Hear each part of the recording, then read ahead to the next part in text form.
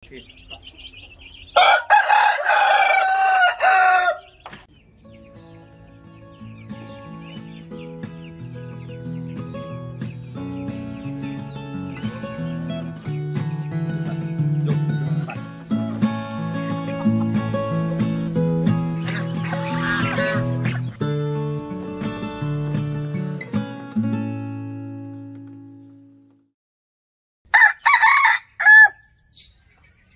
Assalamualaikum warahmatullahi wabarakatuh.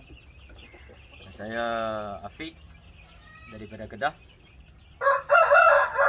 Saya ingin memperkenalkan ataupun saya salah seorang daripada peminat ayam sabung ataupun ayam laga. Hanya peminat, hanya adalah hobi untuk menternak ayam laga. Saya peminat ayam sabung jenis batang. Saya sudah menternak selama 2 tahun dalam hobi ini. Di antaranya ayam batang ialah Parma, Pakoi, Saigon. Itu di antaranya. Perkongsian yang pertama adalah permainan jenis ayam Parma. Ayam Parma ni kebanyakan dia main jenis pukul. Dia main pukul tanpa dia pukul badan ataupun body lah. Dia memukul depan.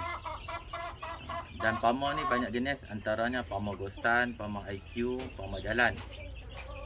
Dia memukul menggunakan kaki. Parma dan Pakoi ni perbezaannya adalah kebanyakan Parma mempunyai fizikal pada ekor. Ekornya nampak macam congek sikit, naik ke atas. Berbeza dengan Pakoi. Pakoi kebanyakan ekornya meleret ke bawah, ke tanah. Okay. Dan Parma ni muka dia jenis hitam-hitam, kaki jenis banyak hitam-hitam. Itu di antara perbezaan Parma dan Pakoi.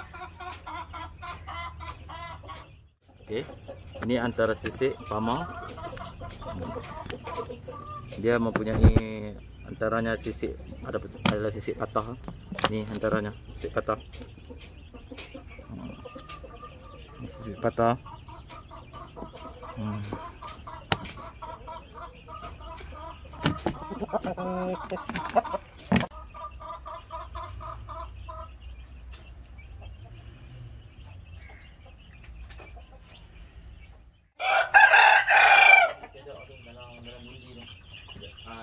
Okey, ni kali kedua iaitu perkongsian ayam laga iaitu jenis Pakoi. Pakoi mainan dia gigit badan, pukul, ataupun gigit kepala, pukul. Jenis dia, ini jenis Pakoi. Dia berbeza dengan Parma. Kalau Parma dia pukul depan ataupun di belakang dia pukul.